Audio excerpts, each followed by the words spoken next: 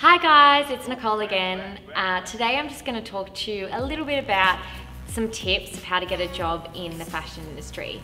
So I'm 26 now, turning 27 soon, and I've been doing this for about 10 years. So I do have a lot of experience for my age, and I always get asked the question, how did I get my job and how am I so young with this job? And it's really interests me that people want to know so much about that, because I guess I kind of just learned that myself. So I thought it'd be good to talk you through some tips, as it's probably one of my most asked questions that I get emailed through weekly. So firstly, if you know you want to work in the fashion industry, you don't always know if you want to work in PR or you want to work in marketing or you want to be a stylist. So it's best to kind of research those things before you go applying for internships, because a lot of people do go to uni, but if you do want a job in fashion, the best thing is to intern and network. That is going to get you the job way before going to uni, if I'm going to be honest with you. I did attend fashion college, which is really good because you do learn the ins and outs from actual people that are inside the industry. So people that work at magazines or people that work at PR companies. So internships is probably the best learning process to get a job in the fashion industry. My number one tip would be do a few internships, contact a few different places, magazines, PRs. Try and find out what you want to do before you really stick to one internship, because a job could pop up there and you could be offered it or get to go for it. You need to be in it. That's the best learning strategy, actually being in the place and learning what you do on a day-to-day basis. So when you're going for your interview for an internship, one rule is make sure you do know about the company, and say if you're going for an internship for a magazine, make sure you actually say that you read the magazine, because if you're there and you're saying you read this magazine and this magazine and this magazine, but you don't actually talk about the one you're going for the internship for, you're most probably not going to get it. So prepare yourself as much as possible for the interview. Know everything about the company and everything about the kind of role that you're going for, and do make sure if it is a marketing company, you do say, oh, I want to do marketing, or a magazine, I want to work in fashion magazine, because if you are saying that you want to work in something that's completely irrelevant, that's another thing that's probably not going to get you the internship. So presentation is definitely key.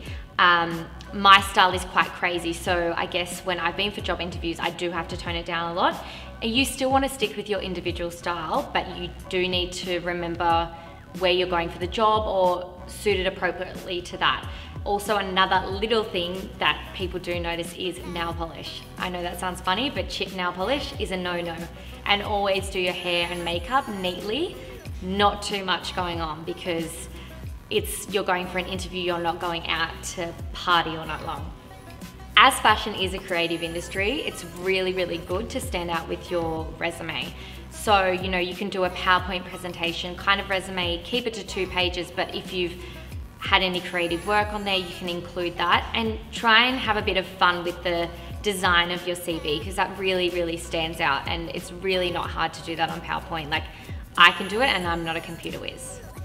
I get a lot of emails of people who want to work in fashion or still at school and want to work in magazines, asking me how I became a stylist and how I got my job. And I think it's really, really good thing to ask advice from people that are in the industry. And I love writing back to people and giving my feedback and helping people out. So never be afraid to reach out to people. You can get people's email addresses off their social media, or if you know someone, just ask them and definitely contact them. Social media is definitely such a big thing these days. Like, your Instagram account does matter, and people will look at it when you're going for a job.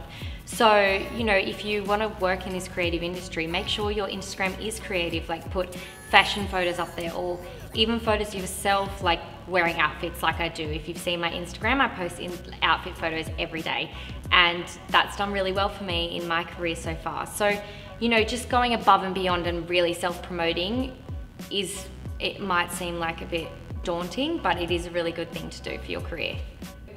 You do have to go above and beyond in fashion. You do have to work for free. You do have to get coffees. You do have to do a lot of things you don't want to do, but you should always do it with a smile on your face, and always go above and beyond. Know the trends, dress well, ask to do anything. You want to assist, you want to steam, you want to get someone's coffee. Be really persistent and work back. Don't be putting your things down at 5:30 and saying, oh, I've got to go now, because that's not going to get you a job in the long run. People in fashion work really hard and they thrive, and it's their life, and you really need to be passionate about it to work in the industry. So networking is a big thing as well in the fashion industry. You really need to network with photographers and models, and every person you meet can help you in a different way, and it's really good to get to know people. LinkedIn is also a good kind of website that you can go to where you connect with lots of other people in this similar industry to you. And lastly, it is so important, I feel, if you want to be a stylist, to get out there and do test shoots.